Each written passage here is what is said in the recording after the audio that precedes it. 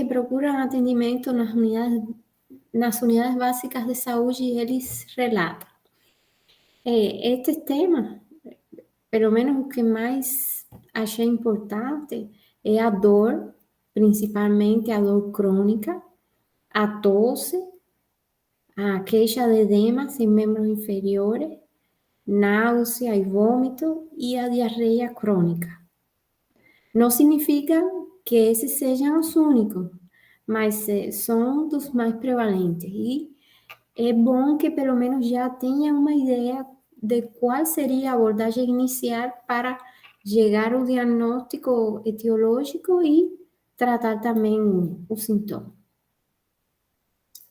Então, em relação à dor, especificamente a dor osteomuscular, esta é uma queixa bem frequente em pacientes de ambos sexos, de todas as faixas etárias, porque tem um paciente mais jovem que joga futebol, que trabalha que tem um trabalho pesado, tem os idosos também que, como queixa frequente, tem dor de causa degenerativa também. Então, de forma geral, este sintoma, a dor de causa osteomuscular, osteoarticular, é praticamente a causa mais frequente de consulta, né?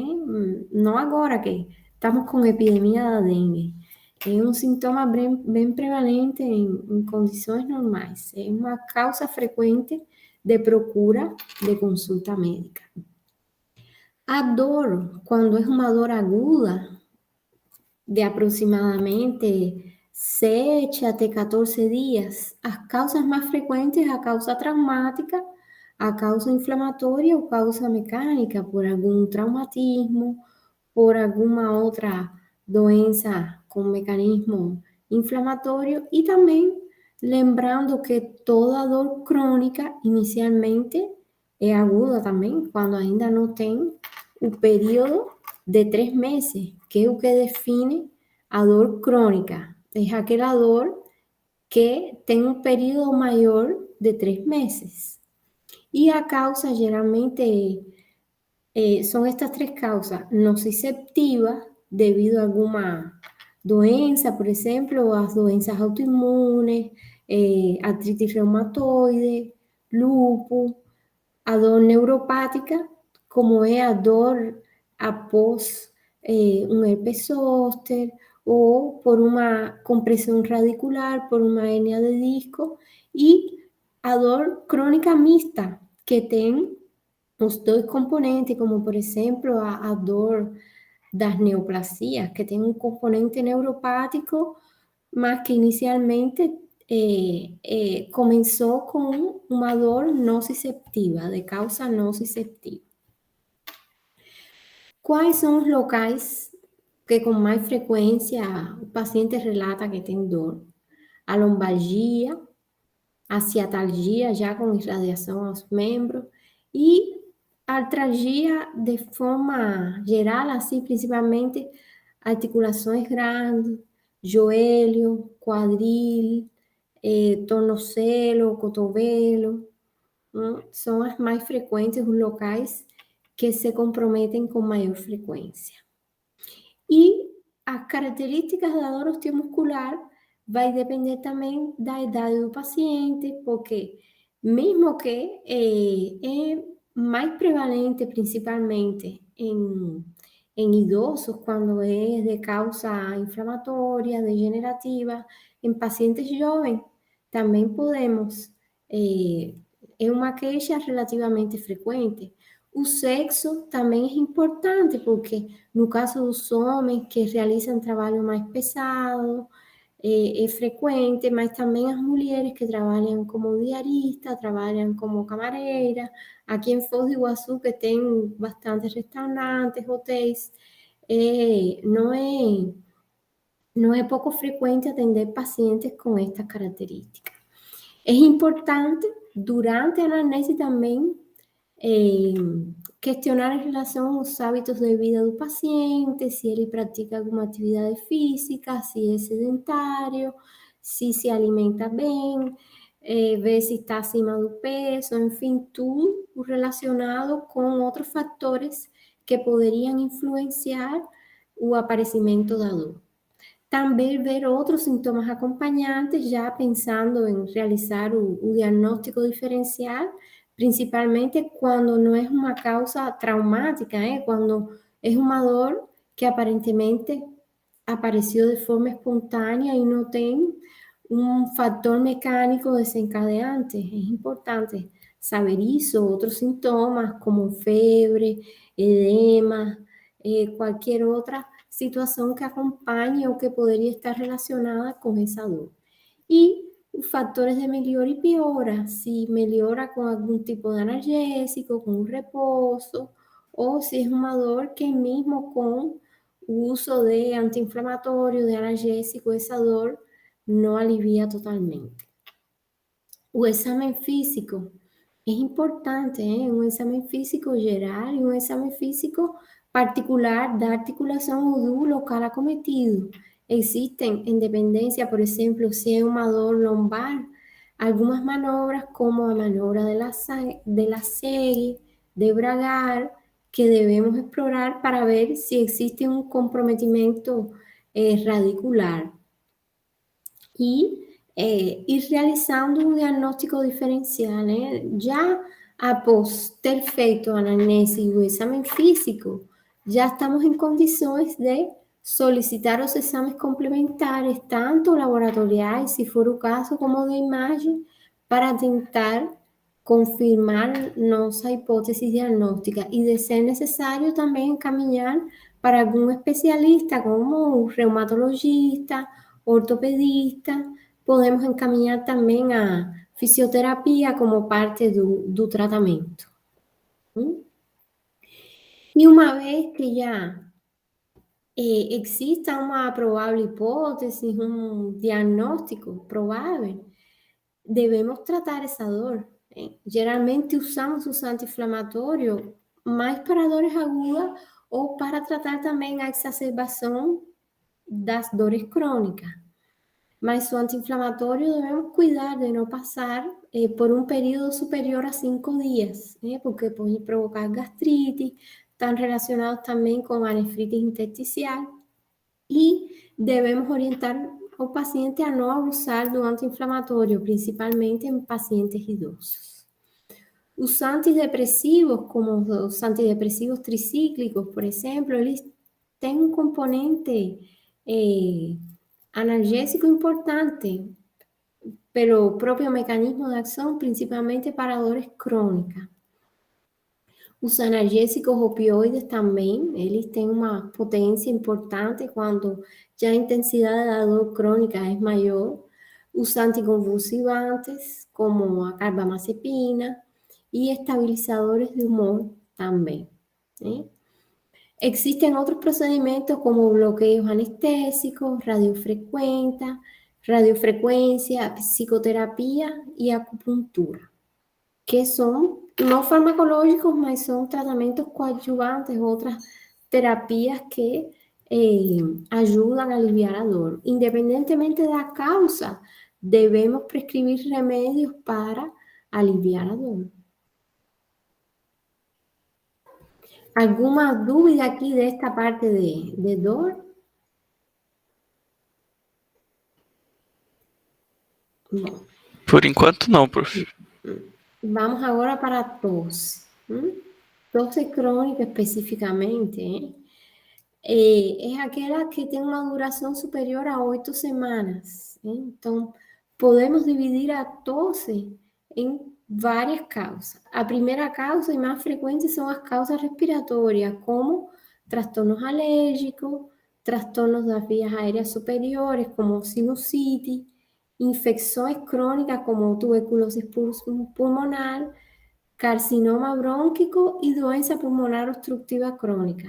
Geralmente, as causas alérgicas estão mais prevalentes em crianças, adolescentes, pessoas mais jovens, que têm contato com algum tipo de substância, tem cachorro, gato em casa, a poeira, ou determinados tipos de substâncias irritantes. perfumes, geralmente poderia existir essa associação entre a substância irritante e o aparecimento da tosse. Também os transtornos das vias aéreas superiores, principalmente sinusite, é uma causa frequente em pessoas mais jovens. E já no caso da tuberculose, verdadeiramente ela pode afetar a qualquer pessoa, em qualquer faixa etária.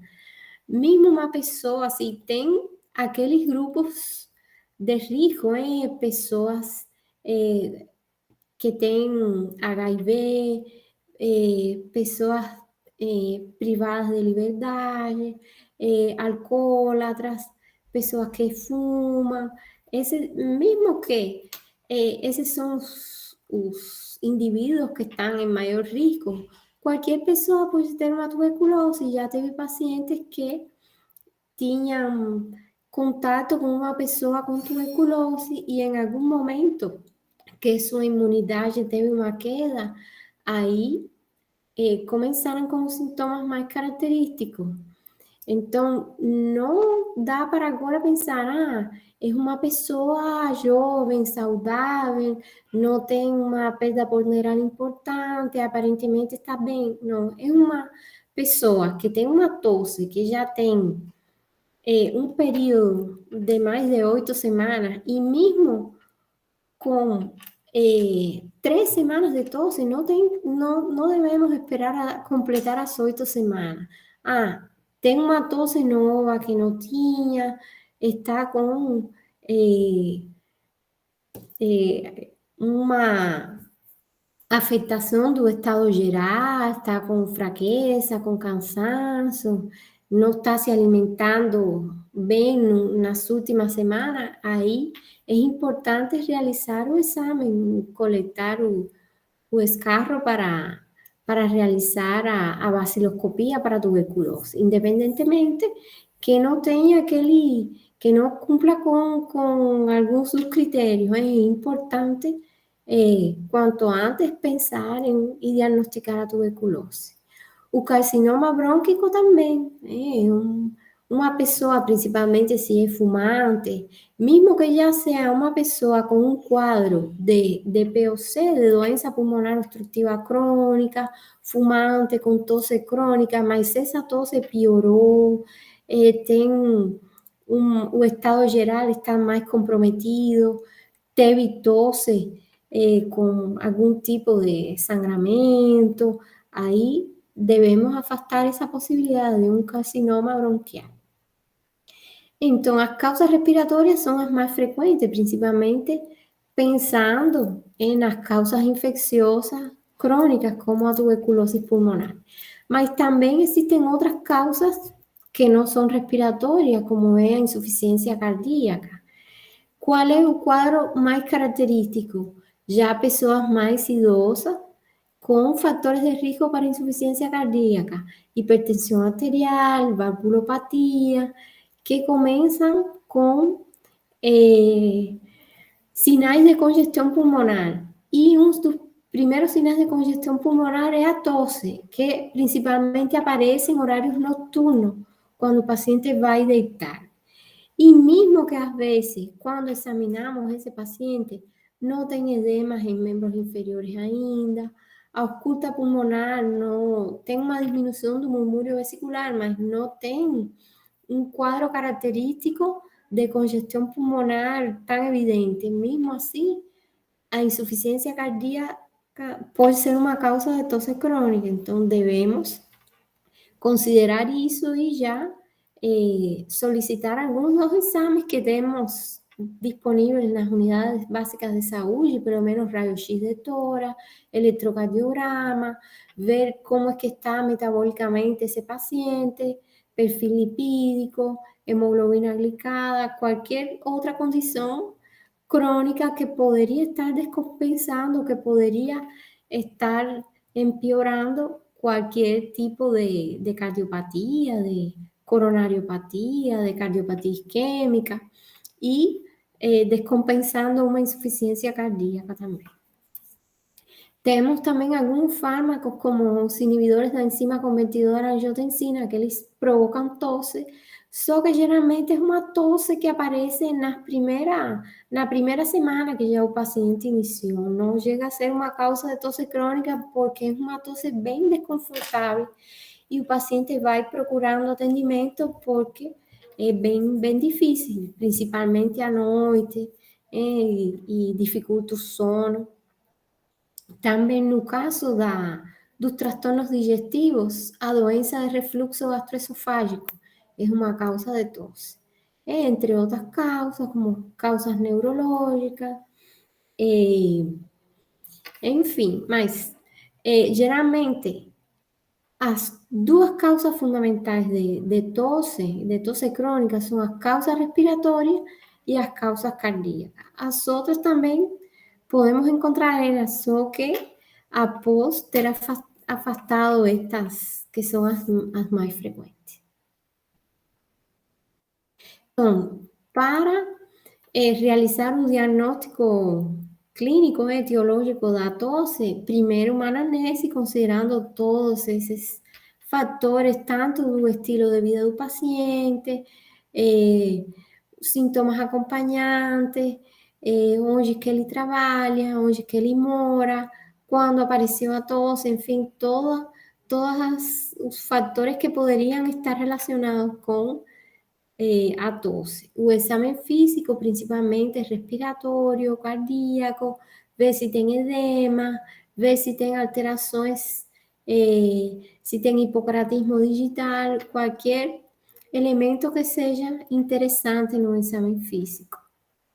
E já em relação aos exames complementares, o raio-x de tórax, tanto para causas respiratórias como para causas cardíacas, a baciloscopia e o teste molecular para a tuberculose, a endoscopia digestiva alta quando suspeitamos a doença de refluxo gastroesofágico, e o esofagograma varitado também ajuda, junto com pH-metria, tomografia de tórax, que mesmo que não é um exame que está disponível na unidade de saúde, já se suspeitamos uma doença pulmonar obstrutiva crônica, um carcinoma bronquial, deve ser solicitada, devemos encaminhar para o pneumologista para ele continuar o estudo do paciente, a broncoscopia e o ecocardiograma já para casos de insuficiência cardíaca. Tudo vai depender da primeira avaliação que o médico da unidade de saúde consiga realizar do paciente, porque se conseguimos diagnosticar, por exemplo, uma tuberculose pulmonar quando está iniciando, ou uma insuficiência cardíaca quando ainda não tem todos os sintomas, aí o paciente vai ter muita mais chance de começar um tratamento mais precoce e de melhorar muito mais rápido do que se demorarmos o diagnóstico de qualquer que for a causa da tosse. Quais são os sinais de alarme que devemos considerar? Se existe emagrecimento, se existe hemoptise, dispneia, se é fumante, um tabagismo pesado e se é um contato de uma pessoa com tuberculose. Sempre devemos perguntar, procurar por alguns destes sinais de alarme. Alguma dúvida desta parte da tosse? Tudo certo, prof. Uhum. Como ven, isto é bem geral assim, para de alguma maneira comecem a se orientar. Né? Agora vamos falar dos edemas. Né? Primeiro, saber qual é a definição de edema. Né? É um acúmulo de líquido, geralmente aquele líquido que está fora do espaço intravascular, né? Que está extravascular. Temos que ver se é generalizado ou localizado. Né? O mais frequente é pacientes com edemas em membros inferiores. E sempre devemos relacionar se existem outros sintomas, por exemplo, dor, outros sinais inflamatórios como aumento da temperatura local, rubor, Y generalmente este es el más frecuente en miembros inferiores. En caso de anasarca, de edema generalizado, considerar a síndrome nefrótica, glomerulopatía, vasculitis, mas generalmente, antes de llegar a anasarca, teóricamente el paciente debe ter percibido que comenzó a, a se inflamar, porque de un día para otro no aparece un edema generalizado. Entonces, teóricamente, ele debe procurar atendimento em fases mais precoces e o médico deve ter a, a acurácia de diagnosticar que existe algo que não está bem e começar o estudo o antes possível. ¿Cuáles son las causas más frecuentes de edemas en miembros inferiores? Aquí podríamos citar causas de varios sistemas, como es la insuficiencia cardíaca, la insuficiencia venosa crónica, insuficiencia renal, hepática, linfedema, hipertensión pulmonar con disfunción ventricular izquierda, durante la gravidez, o que en la gravidez ya sabemos que la mujer está grávida, que existe una compressão venosa que dificulta o retorno venoso, a desnutrição com hipoproteinemia, reações alérgicas também, mas neste caso é algo mais transitório, endocrinopatias como o hipotiroidismo e alguns fármacos também como os bloqueadores dos canais de cálcio que têm esse efeito colateral. São várias causas, mas para pensar en una o en otra, debemos primero realizar una anamnesis adecuada, un examen físico adecuado, porque generalmente, por ejemplo, como es un edema de insuficiencia cardíaca, ele é un edema que no tiene un sinal de cacifo fácilmente, es un edema que se acompaña también de cianosis distal, en algunos casos, un edema frío, a diferencia, por ejemplo, do edema da hipoproteinemia, da desnutrição ou da insuficiência renal e hepática, que tem cacifo com facilidade, é um edema mais blando, bem mais fácil de perceber. E já das reações alérgicas, geralmente estão acompanhadas de eritema também. Então, cada uma destas entidades tem suas características distintivas, tem suas características próprias. E durante a anamnese devemos ir procurando informação.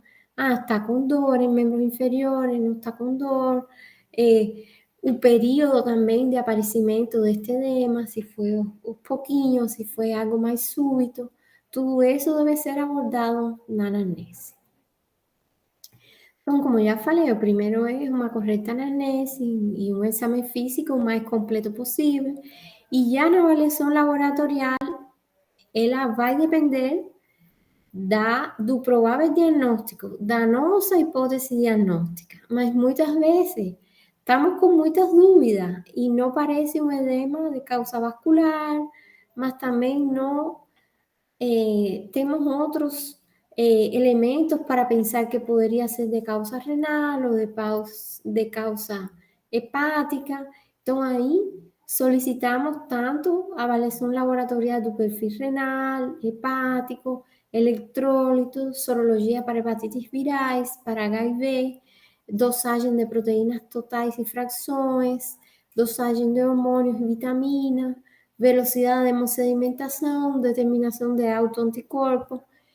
E já na parte da imagem, raio-x de tórax, ecocardiograma, Doppler venoso para ver como é que está a circulação venosa, se tem insuficiência vascular periférica, ultrassonografia abdominal para ver se tem alguma estrutura, alguma massa intraabdominal, alguma tumoração que está comprimindo, e tomografia abdominal, que mesmo que não dá para solicitar na unidade de saúde, em alguns casos devemos encaminhar, se, por exemplo, pensamos em uma hepatopatia, em alguma esplenomegalia que está comprimindo, em algum tumor intraabdominal, devemos encaminhar ao especialista de referência para que continue o estudo. E muitas vezes pacientes retornam na unidade de saúde, que é o ideal, com os estudos que foram solicitados pelo especialista, ou eles fazem algum tipo de estudo particular também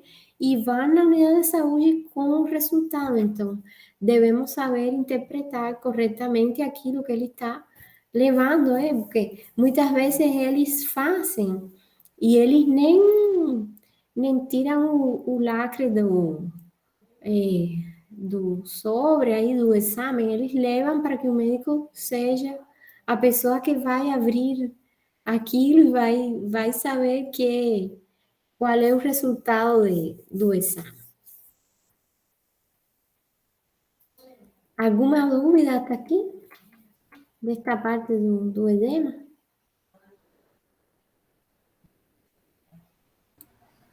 Bom, vamos agora falar das náuseas. Sim, pode falar.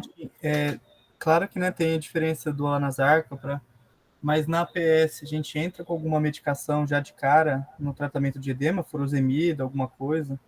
Pode ser que já dê para entrar com alguma medicação, com algum diurético, como a furosemida. Pode ser, em Tá bom, algum caso dá para começar. beleza. Então, náuseas e vômito são sintomas que geralmente eles são mais agudos, mas muitas vezes o paciente relata, principalmente em casos de colecistopatia, de gastrite, estas queixas de forma repetitiva ou relacionadas com a ingestão de determinados alimentos. Então, é importante igual na anamnese perguntar em relação ao início, quando começou a acontecer isso, com que frequência aparece, se é todo dia, toda semana, se está relacionado com algum grupo de alimento, que aspecto tem o vômito, qual é o volume, se existem outros sintomas associados, se existe perda ponderal, dor abdominal. E se é um quadro agudo, devemos procurar ao exame físico se existem sinais de desidratação, como é que está a pressão arterial, a frequência cardíaca, como é que está o abdômen, se existe distensão abdominal, se existe dor à palpação, se existe reação peritoneal, como é que estão os fluidos hidroaéreos, se estão diminuídos, se estão aumentados. E existem várias causas, principalmente agudas, como as causas infecciosas, gastroenterite, infecção do trato urinário, também outras infecções fora do aparelho gastrointestinal, como amigdalite, meningite, a própria infecção urinária também é uma causa frequente de vômito.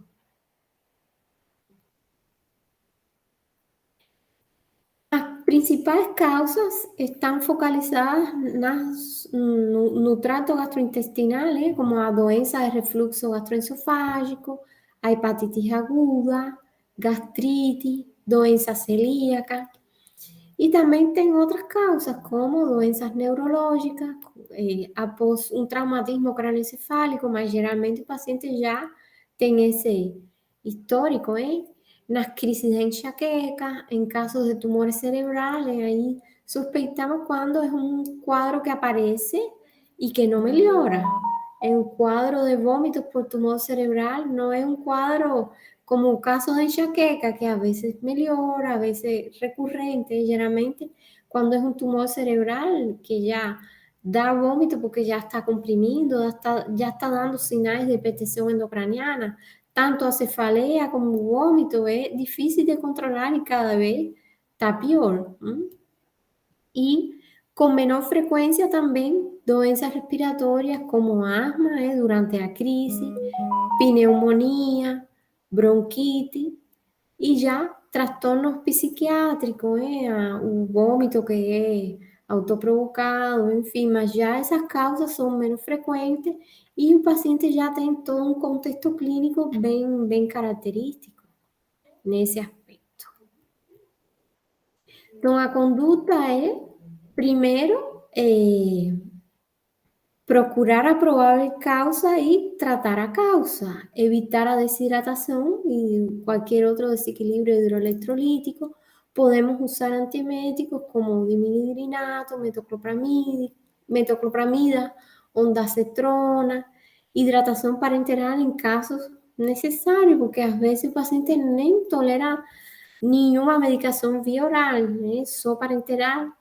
A alimentação deve ser leve. Uma vez que já o paciente consiga se alimentar, deve começar por alimentos mais leves, pouca quantidade, temperaturas um pouquinho extremas, ou alimento frio, ou alimentos mais quentes, uma sopinha, legume, ou um suco, ou alguma fruta, né? Evitar alimentos industrializados, que geralmente têm outros componentes aí mais prejudiciais, e solicitar os exames complementares, tanto laboratoriais como de imagem, em dependência da causa também. Seria isso. Alguma dúvida desta parte? Prof, todos esses antieméticos aí tem unidade? Ondansetrona não tem. Ondansetrona não. Tá. E, finalmente, as diarreias. As diarreias também, primeiro devemos saber, a definição é qualquer alteração da frequência evacuatória da pessoa, um aumento da frequência, uma diminuição da consistência e um aumento do volume em relação ao padrão normal da pessoa, porque também, em dependência de vários fatores, principalmente assim, se comparamos com idade em bebês, em latentes, assim, é frequente que eles tenham várias deposições ao dia, mas o adulto geralmente não. O adulto vai uma vez por dia ao banheiro, ou até uma vez cada 3 dias, cada 2 dias. Então, tudo vai depender também do padrão da pessoa, mas geralmente é definido com diarreia quando já muda também não só a frequência, sino também a consistência e o volume das fezes. Quando é que falamos de diarreia crônica? Quando existe uma duração deste episódio diarreico superior a 4 semanas. Porque geralmente as diarreias agudas é um período inferior a 2 semanas. Então, geralmente, quando é uma diarreia viral, uma gastroenterite, uma intoxicação alimentar, é máximo 2 semanas. Geralmente, já na primeira semana, já melhora. E tem um fator desencadeante mais fácil de estabelecer, mas já as diarreias crônicas, quando tem um período superior a 4 semanas, já devemos considerar várias causas. Primeiro, realizar uma anamnese adequada para ver todos os fatores que se relacionam com esse quadro diarreico, se existe perda ponderal, se apareceu febre, se essas diarreias têm sangue, tem muco, se existe alguma outra alteração de alguma outra, por exemplo, da pele, se existe atralgia, porque muitas doenças autoimunes também cursam com diarreia, estão as doenças inflamatórias intestinais, que são doenças sistêmicas. Então, devemos considerar na anamnese toda uma série de fatores importantes, e inclusive doenças infecciosas como o HIV, também cursa com diarreia crônica, e não devemos esquecer tanto na hora de realizar a anamnese, talvez questionar em relação a outros sintomas desse período inicial da infecção pelo HIV, também ver comportamentos sexuais de risco que poderiam estar presentes nessa pessoa e realizar um exame físico o mais completo possível, né? Tanto da exame físico geral como por sistema, para ver se existe algum outro elemento importante que oriente a esclarecer a causa. Já em relação aos exames laboratoriais, devemos avaliar todo o perfil metabólico, hepático, renal, a sorologia para HIV, proteínas totais, para ver se existe algum tipo de doença que curse com má absorção intestinais, dosagem de vitaminas também. E em relação aos exames de imagem, o raio-x contrastado, a colonoscopia, que tanto o raio-x como a colonoscopia pode ser solicitado na unidade de saúde. Já a tomografia não podemos solicitar mais. Em caso de suspeita, por exemplo, de um tumor de cólon, de uma doença inflamatória intestinal, podemos encaminhar para o gastroenterologista. E aí continuar com o diagnóstico do paciente. Quais são as causas mais frequentes de diarreia? Aqui, neste caso, a maioria das causas são localizadas no intestino, mas nem todas elas. No caso da síndrome do intestino irritável, é aquele paciente que apresenta diarreia só em alguns momentos, quando ele está estressado, tem algum problema no trabalho, tem alguma prova, tem algum estresse familiar, aí vai apresentar essa diarreia. Normalmente não, é uma diarreia que alterna com deposições normais. E essas diarreias, elas não vão a comprometer o estado nutricional do paciente. O paciente, geralmente, com síndrome de intestino irritável, ele não perde peso. Já a diarreia funcional, ela é mais característica de algum tipo de alimento, algum tipo de medicações que alterem o trânsito. A intolerância à lactose também é um quadro que está muito relacionado com a ingestão de laticínios. O excesso de cafeína ou álcool também é uma causa de diarreia. As neoplasias, principalmente intestinais. A doença inflamatória intestinal, que é um quadro que podemos ver em qualquer faixa etária, em jovem também, em idoso. A doença celíaca, que cursa com intolerância ao glúten. Alguns fármacos, principalmente antibióticos, por exemplo, que provocam desbalance da flora. A pancreatite crônica, devido à deficiência enzimática. Algumas infecções fúngicas ou parasitárias. Enfim, era isso o que eu tinha preparado para hoje.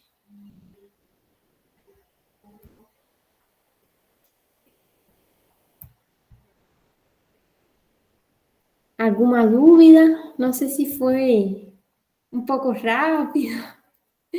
Para quem já foi na unidade de saúde, não sei se deu para...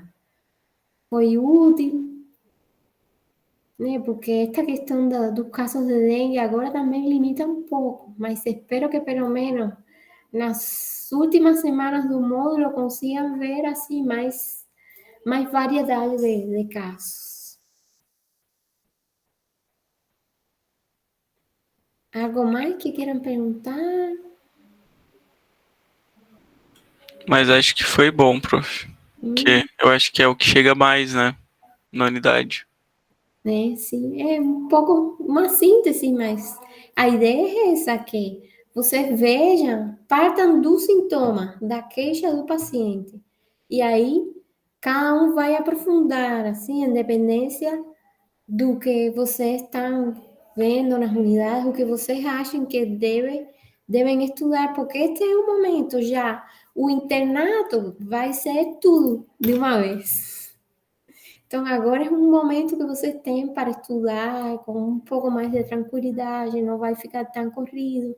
Já podem ir fazendo seus próprios resumos, seus próprios algoritmos.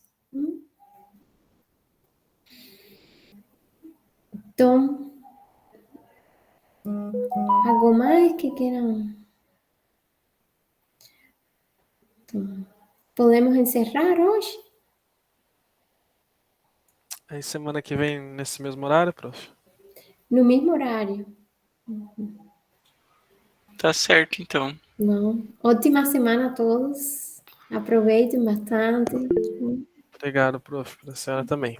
Valeu, prof. Beleza. Tchau a todos. Boa noite. Tchau, tchau. Até mais.